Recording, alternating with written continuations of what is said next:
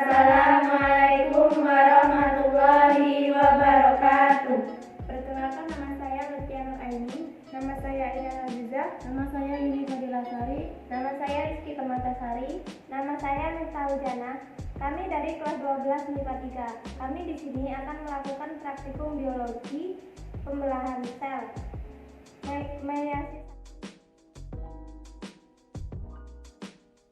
Pembelahan meiosis. Pembelahan meiosis merupakan pembelahan sel yang terjadi pada sel eukariotik yang melakukan reproduksi seksual. Pembelahan meiosis terjadi di sel-sel kelamin pada makhluk hidup. Pembelahan meiosis menghasilkan 4 sel anak yang masing-masing membawa setengah kromosom dari kromosom induknya, di mana sel anak yang dihasilkan tidak sama persis dengan sel induknya.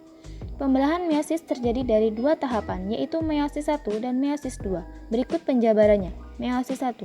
Pada tahap meiosis 1 dibagi lagi menjadi profase 1, metafase 1, anafase 1, dan telofase 1.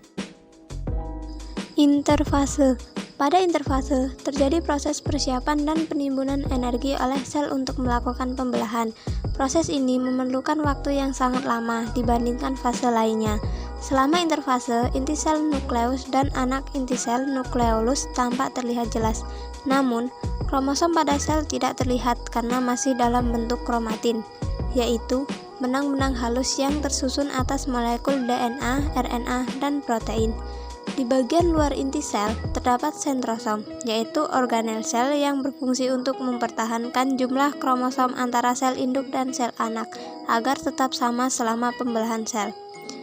Kalau pada sel hewan, setiap sentrosom akan mengandung sepasang sentriol yang berbentuk seperti badan silinder kecil.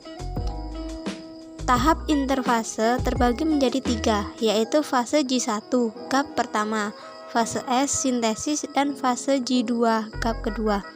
Fase J1 disebut juga dengan fase pertumbuhan dan perkembangan sel. Hal ini ditandai dengan perkembangannya sitoplasma, cairan sel, organel sel, serta sintesis bahan-bahan yang akan digunakan untuk fase berikutnya, yaitu fase S. Pada fase S, terjadi replikasi atau duplikasi DNA sebagai materi genetik yang akan diturunkan kepada sel anak, sehingga nantinya akan dihasilkan 2 salinan DNA.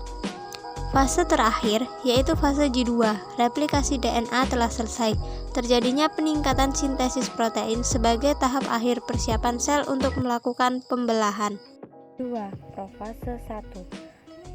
Profase 1 merupakan tahap terpanjang dibandingkan tahap lainnya pada meiosis 1 karena terdiri dari 5 tahap, yaitu leptoten, sikoten, pakiten, diploten, dan diakinesis. Tahap yang pertama, pada tahap leptoten, kromatin berubah menjadi kromosom yang mengalami kondensasi dan terlihat sebagai benang tunggal yang panjang. Pada beberapa organisme, kromosom tersebut mengandung bentuk seperti manik-manik yang merupakan daerah kromosom yang menyerap warna dengan kuat, yaitu kromomer. Tahap yang kedua, zigoten.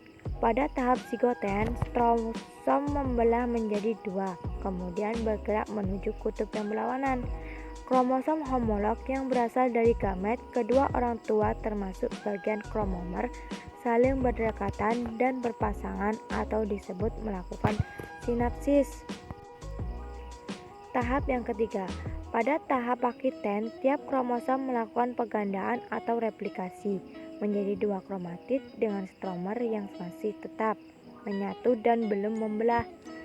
Tiap kromosom yang berpasangan mengandung 4 kromatid disebut tetrad atau bivalen. Tahap yang keempat, pada tahap diploten, kromosom homolog terlihat saling menjauh.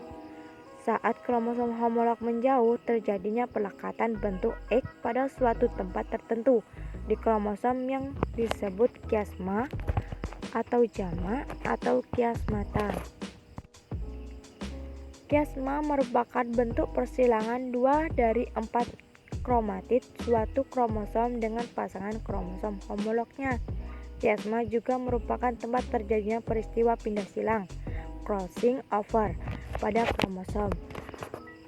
Peristiwa pindah silang merupakan salah satu penyumbangan keanekaragaman individu makhluk hidup. Karena adanya peristiwa tersebut, Sel gamet yang terbentuk sama sekali tidak identik dengan susunan kromosom sel induknya. Yang kelima, diakinesis. Pada tahap diakinesis terbentuk benang-benang spindel dari pergerakan dua sentriol hasil pembelahan ke arah kutub yang berlawanan. Diakinesis diakhiri dengan penghilangnya nukleus dan membran nukleus, serta netrat mulai bergerak ke bidang ekuator. Profase 1 dapat ditandai dengan adanya pindah silang. 2. Metafase 1. Tahap metafase akan terlihat kromosom diikat oleh benang spindel pada bagian sentrosom, tepatnya adalah di bagian kinetokor, di mana kromosom homolog berada pada bidang ekuator dan kromosom homolog terlihat bertumpuk. Metafase 1 ditandai dengan kromosom homolog berjajar di bidang ekuator. 3. Anafase 1. Pergerakan benang spindel menarik kromosom homolog berlawanan arah, sehingga pada tahap akhir pada anafase 1, kromosom homolog berada di kutub yang berlawanan. Anafase 1 ditandai dengan kromosom bergerak ke kutub berlawanan. Telofase adalah tahapan ini di masing-masing kutub memiliki satu set kromosom lengkap yang masih memiliki kromatid. Kemudian akan terjadi pembentukan membran nukleus serta benang spindel mulai menghilang. Pada tahap akhir dari telofase pertama akan terjadi sitokinesis, sehingga akan terbentuk dua sel anak dari hasil proses meiosis pertama. Saya